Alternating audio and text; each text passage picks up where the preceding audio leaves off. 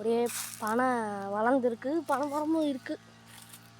பெரிய பனை மரம் பாருங்கள். அங்கே தான் அதிகமாக இருக்குது. இந்த சைடு தான் இந்த பனை மரத்துலேருந்து பனங்கால முத்தி இதாகிடும்.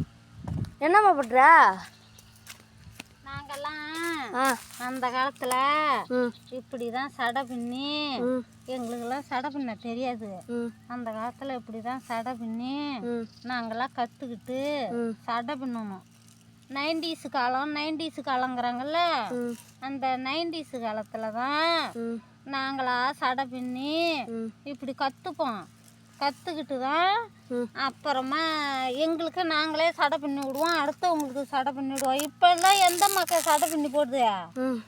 ஒரு இப்படி தலையை விரித்து போட்டுக்கிட்டு இப்படியும் தலையை ஆட்டிக்கிட்டு போகுதுவா.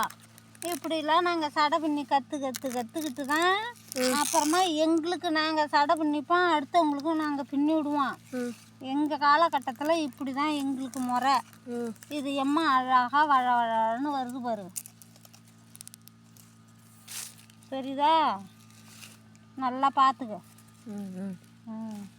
இதுதான் நாங்கள்லாம் சடை பின்னி கற்றுப்போம். இப்படி சடை பின்னிக்கிட்டு தான் கற்றுக்கிட்டு எங்கள் அம்மாலாம் எனக்கு அப்புறமா தான் சடை பின்னி விடும். குறிப்பிட்ட வயசு வந்த வரைக்கும் சடை பின்னி விட்டுது, அப்புறமெல்லாம் நீங்களா பின்னிக்கிங்க ஐயினுது.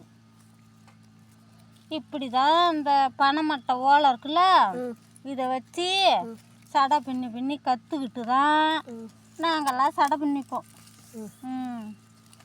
இதுதான் எங்களுக்கெல்லாம் சடை பின்னிக்கிட்ட 90s காலத்தில் இதுதான் எங்களுக்கு ட்ரைனிங்கு சடை பின்னிக்க. இப்போ இந்த சடையை காட்டுறேன் பாரு, நல்லா இருக்கா பாரு? நல்லா பட்டையாக வரும் பாரு சடை. அப்படி எடு, நுனியில் அப்படியே விட்டுறது. சடை நல்லா இருக்கா?